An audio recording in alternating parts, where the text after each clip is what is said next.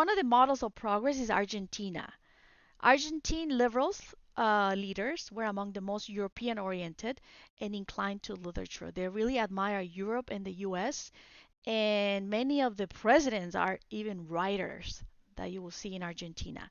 After the conservative Rosas, um, dictator and caudillo, the liberals dedicated themselves to transforming Argentina culturally and educationally, and even physically, through massive European immigration. Juan Bautista Alberdi, he lived in Uruguay and Chile in exile during Rosas, and he once Rosas was overthrown in 1852, he published a paper from exile that said it was called Bases and Points of Departure for the Political Organization of Argentine Republic, and sent it to delegates that were about to write a new constitution. And he pointed out a lot of things that needed to be fixed from the Rosas times. Alberdi, he urged the government to encourage European immigration because he believed that Europeans were superior in moral values and virtues, which is very racist, and he wanted to bring the European culture and the European people physically to change Argentina. And he had this slogan that said, Gobernar es poblar, which means to govern is to populate, and that became the slogan. Alberti also recommended education open to European influences, to English instead of Latin, because they thought the English was the language of technology and commerce. Bartolome Mitre wrote history, biography, poetry, um, and novel, and translations of many European classics. And at the same time, I guess he was a military leader and statesman, which is interesting. Mitre and Alberti ended in opposite sides. They agreed on immigration and public education, separating the regional rivalries within Argentina, because the rivalry would divide into Buenos Aires, the city, and the rest of Argentina, the provinces. Buenos Aires was domineering and made all the other cities small in power. Buenos Aires stood at the mouth of the Paraná River, yet it lacked a very good harbor. They say that when ships came, they would stop like 7 miles offshore, and they had to unload the passengers into smaller boats in the shallow waters. So in 1850, the steam power made it practical to go bypass Buenos Aires directly up the Paraná River. Buenos Aires was out of the Argentine Confederation established in 1850 and made its capital 300 miles upriver. And Alberdi represented the Argentine Confederation in Europe, and Mitre served in Buenos Aires, separated from the rest until the 1860s. So when Mitre's forces defeated the Confederation, Mitre becomes president of Argentina. Another exile figure was Domingo Faustino Sarmiento. He wrote an anti-Rosas essay that says Civilización y Barbarie, which is civilization and barbarism, and the life of Facundo Quiroga and the geography and customs of the Argentine Republic in 1845. It is written in Chile because he's in exile, and became a classic kind of like speaking against caudillo rule in Spanish America. He talks about, as an example of Rosas, he was, remember, a countryman who hated the city people. And he's saying anything that is not from the city is barbarism. And the city is where the civilization is. And they need to make everybody in Argentina turn into civilization. Sarmiento worked as a teacher and newspaper editor and engaged in Chilean public schools, but he traveled extensively through the US and Europe. And he studied the education techniques of the US and Europe, and he really wanted to bring that into Argentina. In 1868, he became president, actually, and he came to the US with 10 women from Boston putting them in charge of teacher training in Argentina, in 10 different provinces of Argentina. The school enrollment doubled, and he created hundreds of libraries. So he did a lot of things for education, and he's known as the hero of education. I remember I grew up in Argentina for 3 years, and all the schools have a picture of Domingo Faustino Sarmiento on the walls of you know the what is it, the principal's office. And turning to European models, the English and the French, where the liberals rejected the traditional Argentine culture. They will actually think that barbarism lays in the countryside, so they would try to get rid of the gauchos, who are the cowboys of Argentina. And they really rejected the non-European racial heritage too. So they're against the indigenous culture as well because they admire Europe and the US. It's really sad, but they do make a lot of progress during this time.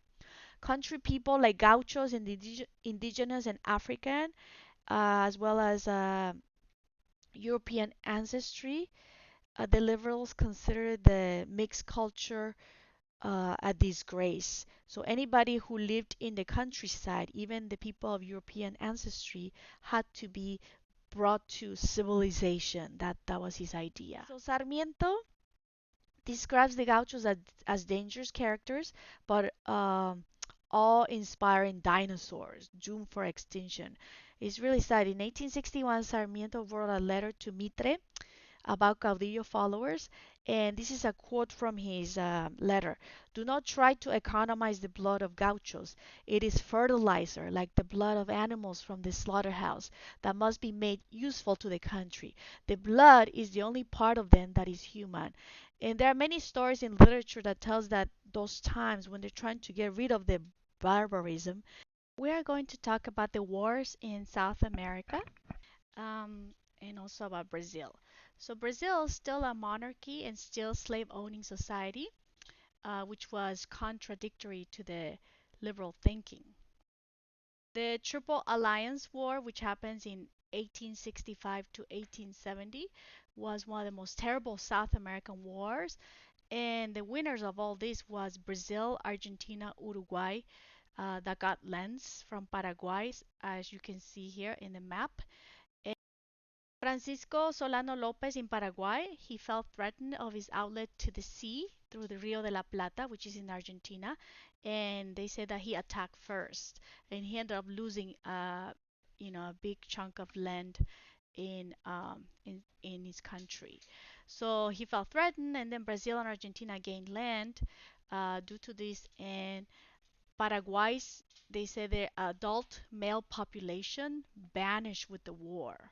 So most people died as soldiers during this war. The problems between the liberals and the conservatives rose, and Pedro II, he sided with the conservatives commander. The liberals wrote the first manifesto in 1869 and called for a reform of the imperial system to make it more democratic and gradual emancipation of slaves. The second manifesto happens the same year, demanding limitations on the emperor's power. So there are all these liberal reforms asking for the emperor to have less power and for the emancipation of the slaves. And on the second manifesto, they asked for the immediate abolition of slavery. On the third manifesto in 1870, called for the end of slavery and the emperor's um, ouster. They want emperor to go out of his position and the creation of Brazilian Republic. So we have the first manifesto, the second manifesto, and the third manifesto. So the first manifesto is asking for reform of the imperial system and to make it more democratic and the gradual emancipation of slaves. The second manifesto is on the same year, is demanding limited power for the emperor and the abolition of slavery immediately. And in the third manifesto that happens in 1870, they call for the end of slavery, taking the emperor out of his position, and the creation of the Brazilian Republic. So you have to know what happens with each manifesto. The Free Birth Law is in 1871, and this law said that slaves will remain slaves, but the children will be born free. There was still slavery in Cuba and Brazil, and Pedro II took his responsibilities, exercising a lot of power. He could name any governor, provincial governor, cabinet ministers, senators for life, and the members of the imperial nobility. So he had a lot of power. He could dissolve the National Assembly and call new elections at will. So Pedro has a lot of power at this time. But he believed in science, innovation, and progress.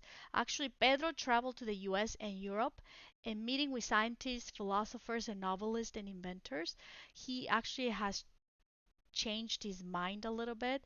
When he came back, he hoped for Brazil to be without monarchy and not have slavery, which is very interesting.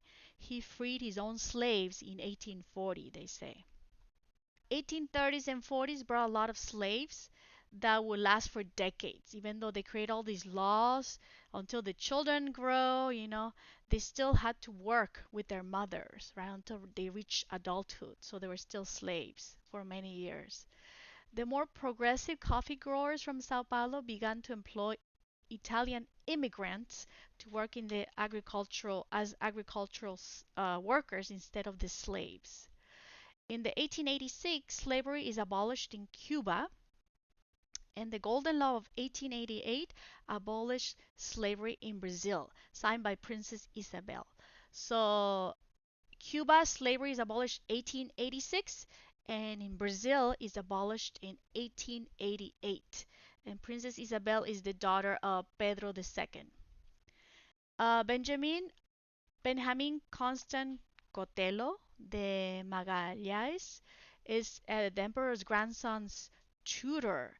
And it's very interesting. He was the tutor of the grandson, but he channeled the military discontent to go against the emperor. And in 1889, the military proclaimed a republic, and Pedro has to leave to Europe.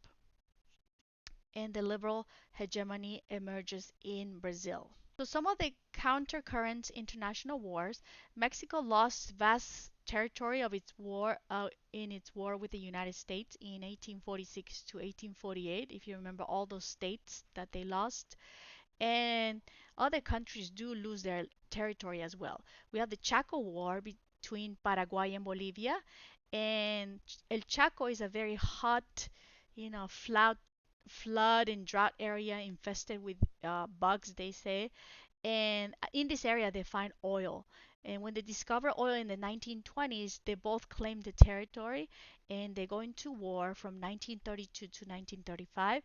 And Paraguay wins and they take a piece of land from Bolivia. And so now it belongs to Paraguay. And the War of the Peruvian Bolivian Confederation happens in 1836 through 1839 and had resulted from the unification of Peru and Bolivia under the mestizo caudillo Andrés de Santa Cruz. The Chilean minister, Diego Portales, he refused to tolerate that unification and attacked Andrés de Santa Cruz and defeated him, ending the Peruvian Bolivian Confederation. They didn't want the forces to join to be more powerful.